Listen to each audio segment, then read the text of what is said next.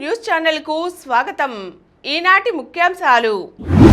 బడులకు మళ్లీ కళ, కొత్త టీచర్లతో పాఠశాలలకు మహర్దశ, కలెక్టర్లకు మరింత పవర్, గోదావరిని మళ్లించాలి, గోరా టెక్నోహబ్ ఆధ్వర్యంలో జాతీయ అంతరిక్ష దినోత్సవం, దారి మళ్లించిన ధరలు పెంచిన కేసులే, సీఎం చంద్రబాబు, వాదోపవాదాలు ఉండాలి, లేకపోతే చట్టసభలు జీవం లేని రాతి భవనాలే, అమిత్ షా వ్యాఖ్యలు, నోటిపూత నివారణకు వీటిని పాటించాలి.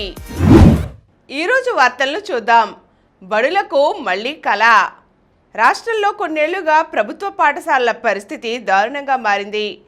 ప్రతి సంవత్సరం విద్యార్థులు తగ్గిపోతున్నారు. 2021-22 సంవత్సరంలో 44 లక్షల మంది విద్యార్థులుంటే 2024-25 సంవత్సరానికి గాను ఆ సంఖ్య 34.5 లక్షలకు పడిపోయింది. విద్యార్థుల సంఖ్య పడిపోవడంతో కొత్త టీచర్ల అవసరమే లేదని, ఉన్న టీచర్లే మిగిలిపోయారని గత జగన్ ప్రభుత్వం తేల్చింది. ప్రాథమిక పాఠశాలల్లో తరగతికి ఒక టీచర్ అనే విధానాన్ని అమల్లోకి తెచ్చింది. ప్రస్తుతం ఏకోపాధ్యాయ పాఠశాలల్లో 5 తరగతులకు కలిపి ఒక్క టీచరే బోధిస్తున్నారు. విద్యార్థుల సంఖ్య 45 దాటిన పాఠశాలలను మోడల్ ప్రైమరీ స్కూళ్లుగా ఇప్పుడు మార్చారు. 45 నుండి 59 వరకు విద్యార్థులు ఉంటే 4 టీచర్లను, 59 దాటితే 5 టీచర్ల చొప్పున కేటాయించడం జరుగుతోంది.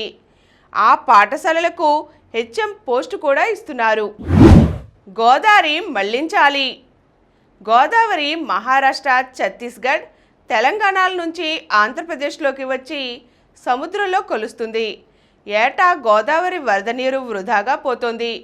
వేలాది టీఎంసీలు సముద్రంలో కలిసిపోతున్నాయి. పోలవరం ప్రాజెక్ట్ పూర్తయినా ఇదే పరిస్థితి ఉంటుంది. వృధాగా పోతున్న ఈ వరద నీటిని తాగు, సాగు అవసరాలకు సద్వినియోగం చేసుకోవచ్చునని నిపుణులు చెబుతున్నారు. దీనివల్ల ఆ ప్రాంతంలో వరదలు తగ్గుతాయి. మిగులు జలాలను వాడుకోవడం వల్ల ఎగువ రాష్ట్రాలకు ఎటువంటి నష్టం ఉండదని అంటున్నారు. ధవళేశ్వరం బ్యారేజీ వద్ద ఏటా వరదల సమయంలో దాదాపు 2000 టీఎంసీల నీరు సముద్రం పాలవుతుండగా, మరోవైపు గోదావరి జిల్లాల్లో ఇంకా లక్షల ఎకరాల భూమి మెట్టగానే ఉంది. బోర్లు వర్షాధారంతోనే సాగు చేస్తున్నారు. వందల గ్రామాలు, కొన్ని పట్టణాలకు తాగడానికి గోదావరి నీరు అందడం లేదు. బోరు నీరు తాగుతున్నారు. ప్రస్తుతం సరార్థర్ కాటన్ బ్యారేజీ కెపాసిటీ 3 టీఎంసీలు. బ్యారేజీ నీటి మట్టం 11 అడుగులు. సాధారణంగా వరదల సమయంలోనే ఈ మేరకు నిల్వ ఉంటుంది. గోదావరి వరదతో ఖరీఫ్ సీజన్లో సరిపడా నీరున్నా రబీ సీజన్కు అందడం లేదు. సీలేరు నుంచి తెచ్చుకోవలసి వస్తోంది. గోరా టెక్నోహబ్ ఆధ్వర్యంలో జాతీయ అంతరిక్ష దినోత్సవం. ఆగస్టు 23 జాతీయ అంతరిక్ష దినోత్సవాన్ని పురస్కరించుకొని గోరా టెక్నోహబ్ విద్యార్థులకు ప్రత్యేక ప్రదర్శనను ఏర్పాటు చేసింది. ఈ కార్యక్రమానికి ముఖ్య అతిథిగా విచ్చేసిన ఇన్నర్వీల్ డిస్ట్రిక్ట్ 302 పూర్వ చైర్మన్ శ్రీమతి జి రష్మి మాట్లాడుతూ, భారత అంతరిక్ష పరిశోధన సంస్థ శాస్త్రవేత్తల నిరంతర కృషితో అంతరిక్ష రంగంలో భారత్ సాధించిన విజయాలు ప్రపంచాన్ని ఆశ్చర్యపరుస్తున్నాయన్నారు. చంద్రయాన్, మంగళయాన్ వంటి అనేక విజయవంతమైన మిషన్లు భారత శాస్త్రవేత్తల ప్రతిభకు నిదర్శనం అన్నారు. అంతరిక్ష విజయాలు కేవలం శాస్త్రవేత్తలకు మాత్రమే కాదు, ప్రతి పౌరుడికి గర్వకారణం అన్నారు. యువతలో సృజనాత్మకత, పరిశోధనా స్ఫూర్తి పెంపొందితే భారత్ అంతరిక్ష రంగంలో మరింత ఉన్నత శిఖరాలను అధిరోహిస్తుందన్నారు. ఇదే సందర్భంగా గోరా టెక్నోహబ్ జాతీయ అంతరిక్ష దినోత్సవాన్ని పురస్కరించుకొని 3 పోస్టర్లను విద్యార్థుల చేతుల మీదుగా రిలీజ్ చేసింది. అనంతరం యువతలో శాస్త్ర సాంకేతిక ఆవిష్కరణలు, అంతరిక్ష అన్వేషణపై ఆసక్తి పెంపొందేలా గోరా టెక్నోహబ్లో ఏర్పాటు చేసిన వివిధ అంతరిక్ష నమూనాలు, కొన్ని సాంకేతిక వివరణాత్మక నమూనాలు, అత్యద్భుతంగా మలిచిన భవిష్యత్ సాంకేతిక విజయాల వీడియోలు స్టూడెంట్స్ను ఎంతో ఆకర్షించడమే కాకుండా వారిలో శాస్త్ర సాంకేతికతపై అమితాసక్తిని కలిగించాయి. కార్యక్రమానికి విచ్చేసిన అధ్యాపకులు మాట్లాడుతూ, అంతరిక్ష శాస్త్రం పట్ల యువతలో ఆసక్తి పెంపొందేలా ఎన్నో విషయాలను ఎంతో అర్థవంతంగా ఏర్పాటు చేసిన గోరా టెక్నోహబ్ను కొనియాడారు. ఇటువంటి ప్రదర్శనల వల్ల యువత అంతరిక్ష శాస్త్రంపై ఎంతో మక్కువ పెంపొందించుకోవడమే కాక భవిష్యత్తులో భారత్ అంతరిక్షంలో వెలుగొందేందుకు మార్గం సుగమం అవుతుందన్నారు. దారి మళ్లించినా ధరలు పెంచినా కేసులే. ఎరువులు పక్కదారి పట్టకుండా చర్యలు తీసుకోవాలని, విజిలెన్స్ దాడులు ముమ్మరం చేయాలని అధికారులను సీఎం చంద్రబాబు సూచించారు. నల్లబజారుకు ఎరువులు తరలించే వ్యాపారుల లైసెన్సులు రద్దు చేయాలి. ధరలు పెంచి అమ్మేవారిపైన కేసులు నమోదు చేయాలి. యూరియా కోసం రైతులు ఇబ్బంది పడకూడదు. ఎక్కువగా ఎరువులు విక్రయించే రిటైల్ వ్యాపారుల్లో తరచూ కొనుగోలు చేసేవారు ఉన్నట్లు గుర్తిస్తే వారిపై విచారణ చేయండి. యూరియా, ఇతర ఎరువుల నిల్వలు తనిఖీ చేయాలి. వాటి లభ్యతపై రైతులకు పూర్తి స్థాయి సమాచారాన్ని అందుబాటులో ఉంచాలని స్పష్టం చేశారు. ఎరువుల లభ్యత, సరఫరాపై ఆదివారం నాడు ప్రభుత్వ ప్రధాన కార్యదర్శి విజయానంద్, డీజీపీ హరీష్ కుమార్ గుప్తాతో పాటుగా వ్యవసాయ శాఖ, విజిలెన్స్ విభాగాల అధికారులతో సీఎం సమీక్షించారు. వాదోపవాదాలు ఉండాలి. చట్టసభల్లో వాదోపవాదాలు ఉండాలని, అవి లేకపోతే సభలు జీవం లేని రాతి భవనాలుగా మిగిలిపోతాయని కేంద్ర హోంమంత్రి అమిత్ షా పేర్కొన్నారు. సభాధ్యక్షుడి ముందు భావ వ్యక్తీకరణ అధికారం అన్ని పార్టీల సభ్యులకు ఉంటుందని, అప్పుడే సభ సజీవ సౌధంగా నిలుస్తుందని ఆయన పేర్కొన్నారు. వాదోపవాదాలు ప్రజా ప్రయోజనాల దృష్టితో జరగాలి తప్పితే రాజకీయ పార్టీల కోసం కాకూడదు. విభేదించడము సంయమనంతో ఉండాలి. అది ప్రతీకారాత్మకంగా ఉండకూడదు. విభేదిస్తున్నామనే పేరుతో రోజుల తరబడి మొత్తం సమావేశాలు ముగిసేంత వరకు సభలను అడ్డుకునే విధానంపై ప్రజలు, ప్రజాప్రతినిధులు ఆలోచించాలని స్పష్టం చేశారు. చిన్నారులకు అభయం. గుంటూరు నగరానికి చెందిన 4 ఏళ్ల బాలుడు ఈ ఏడాది ఏప్రిల్ 6న వీధి కుక్కల దాడిలో తీవ్రంగా గాయపడి మృతి చెందాడు. ఎన్టీఆర్ జిల్లా పెనుగంచిప్రూల్ మోడల్ కాలనీలో గత ఏడాది నవంబర్ 11న సునకాల గుంపు దాడిలో 2 ఏళ్ల బాలుడు ప్రాణాలు కోల్పోయాడు. రాష్ట్రంలో ఏటా 2.50 లక్షల మంది వీటి దాడితో గాయపడుతున్నారు. అనేక మంది మృత్యువాత పడుతున్నారు. సుప్రీంకోర్టు ఇటీవల ఇచ్చిన ఆదేశాలతో కుక్కల నుంచి చిన్నారుల రక్షణకు రాష్ట్ర ప్రభుత్వం చర్యలు తీసుకుంటోంది. వీటి నియంత్రణ కోసం పట్టణ స్థానిక సంస్థలకు మార్గదర్శకాలను జారీ చేసింది. నిర్దేశిత ప్రాంతాల్లోనే స్థానిక సంస్థలు, స్వచ్ఛంద సంస్థలు దాతల ద్వారా సునకాలకు ఆహారం అందించాలి. పెంపుడు కుక్కల యజమానులు తగు జాగ్రత్తలు తీసుకోవాలని ఆదేశించింది. స్టెరిలైజేషన్, ర్యాబిస్ నియంత్రణ టీకాలు వేయించడంతో పాటు ఇందుకు సంబంధించిన రికార్డులు సైతం నిర్వహించాలని సూచించింది. రాష్ట్రంలో 123 పుర నగరపాలక సంస్థలు, నగర పంచాయతీలలో 3.5 లక్షలకు పైగా వీధి కుక్కలు ఉన్నట్లు అంచనా వేసింది. కలెక్టర్లకు మరింత పవర్. జిల్లాల అభివృద్ధిలో కలెక్టర్లది కీలక పాత్ర. అన్ని శాఖలపైన వారికి పట్టు ఉంటుంది.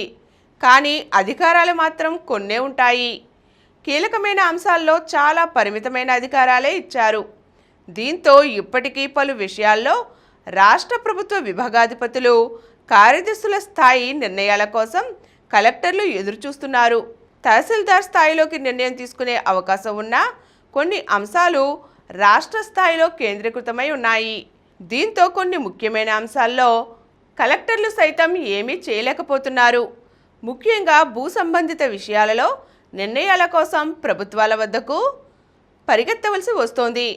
ఉమ్మడి రాష్ట్రంలో 2012లో ఆంధ్రప్రదేశ్ భూ కేటాయింపు పాలసీ ఖరారు చేసే సమయంలోనే ఈ అంశంపై చర్చ జరిగింది. వాస్తవానికి ప్రభుత్వ సంస్థలకు 5 ఎకరాల మేరకు భూమిని కేటాయించే అధికారం కలెక్టర్లకు ఉంటుంది. అదేవిధంగా భూమి ధరను 50 లక్షల వరకు ఖరారు చేసే అధికారం కూడా ఇచ్చారు. కానీ రాష్ట్ర స్థాయిలో ఉన్న ఆంధ్రప్రదేశ్ భూ నిర్వహణ సంస్థ ఆ బాధ్యతను తీసుకుంది. దీంతో కలెక్టర్లకు అధికారం ఉన్నా అది ఆచరణలోకి రాలేదు. దీంతో వాటి ధరను ఎంత మేరకు కలెక్టర్ ఖరారు చేసే అధికారం ఇవ్వాలన్న దానిపై ప్రభుత్వ స్థాయిలో ఒక నిర్ణయం తీసుకోవడానికి రంగం సిద్ధమైంది. నోటిపూత నివారణకు ఇవి పాటించండి. శరీరంలో పోషకాలు తగ్గితే రకరకాల ఆరోగ్య సమస్యలు తలెత్తుతాయి. అందులో నోటిపూత కూడా ఒకటి. కొందరికి తరచూ నోటిపూత వేధిస్తుంటుంది. దీనివలన తినడానికి, తాగడానికే కాదు, మాట్లాడడానికి కూడా చాలా ఇబ్బందికరంగా మారుతుంది. దీని నివారణకు ఏం చేయాలంటే, తేనెలో ఉండే యాంటీ మైక్రోబియల్ గుణాలు నోటిపూత నుంచి ఉపశమనం కలిగిస్తాయి. కాబట్టి నోటిలో పుండ్లకు తేనె రాయవచ్చు. కొబ్బరి నీరు తాగడం వల్ల కూడా నోటిపూతను నివారించవచ్చు. అలాగే కొబ్బరి నూనె రాయడం, కొబ్బరి నమలడం వల్ల కూడా నోటిపూత తగ్గే అవకాశం ఉంది. నోటి అపరిశుభ్రత వల్ల కూడా నోటిపూత వస్తుంది. కాబట్టి ప్రతిరోజు 2 సార్లు బ్రష్ చేసుకోవాలి. నోటిపూతకు ఒక ముఖ్య కారణం బి విటమిన్ లోపం. కాబట్టి బి విటమిన్ పోషకాలు ఉండే ఆహారాన్ని తప్పక తీసుకోవాలి. ఇప్పుడు కొన్ని సంక్షిప్త వార్తలు చూద్దాం. ఆధునిక లస్కర్లు ఈ సెన్సర్లు ఉపద్రవాలను పసిగడతాయి, ఉపగ్రహాలకు అందిస్తాయి. వాగులు, కాలువలు, నదులపై అమరిక, పక్కాగా నీటి లెక్కలు, వరదల అంచనాలకు వీలు. నేడు రేపు ఉత్తరాంధ్రలో భారీ వర్షాలు.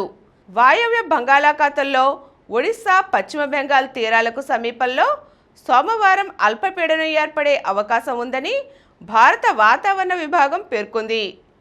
దీంతో సోమ, మంగళవారాల్లో ఉత్తరాంధ్ర జిల్లాల్లో అక్కడక్కడ ఓ మోస్తరు నుంచి భారీ వర్షాలు, మిగిలిన జిల్లాల్లో తేలికపాటి వానలు పడవచ్చునని అమరావతి వాతావరణ కేంద్రం అంచనా వేసింది.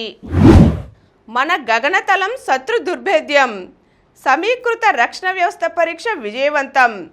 ఒడిశా తీరంలోని దేశ తొలి సమీకృత గగనతల రక్షణ ఆయుధ వ్యవస్థను పరీక్షించడం జరిగింది. ఆటకు పూజారా టాటా. భారత్ క్రికెట్లో సీనియర్ల రిటైర్మెంట్ కొనసాగుతూనే ఉంది. తాజాగా చటేశ్వర్ పూజారా 15 ఏళ్ల అంతర్జాతీయ క్రికెట్కు రిటైర్మెంట్ ప్రకటించాడు. అన్ని ఫార్మాట్ల నుంచి తప్పుకుంటున్నట్లు ఆదివారం సోషల్ మీడియా ద్వారా వెల్లడించాడు. చికిత స్వర్ణ చరిత్ర. ఆర్చరీ వరల్డ్ యూత్ ఛాంపియన్షిప్లో సత్తా చాటిన తెలుగమ్మాయి. సూరజ్కు రజతం. 2 స్వర్ణాలు మనవే. Asia shooting championship senior, junior విభాగాలలో భారత షూటర్లు జోరు కొనసాగించారు. ఆదివారం జరిగిన పురుషుల 50 మీటర్ల రైఫిల్ 3P సీనియర్, జూనియర్ విభాగాల్లో స్వర్ణ పతకాలు 2 మనోళ్లే కొల్లగొట్టారు. మరిన్ని వార్తా విశేషాలతో రేపటి సమరం న్యూస్లో తిరిగి కలుద్దాం. Thank you. ప్రతిరోజు వార్తా విశేషాల కోసం అనతి కాలంలోనే 20 కోట్లకు పైగా వ్యూస్ సాధించిన సమరం ఛానల్ సమర్పించు సమరం న్యూస్ ఛానల్కు సబ్స్క్రైబ్ చేయండి, లైక్ చేయండి, మీ ఫ్రెండ్స్కి షేర్ చేయండి. అలాగే ప్రక్కనున్న గంట సింబల్ని ప్రెస్ చేయడం మర్చిపోకండి.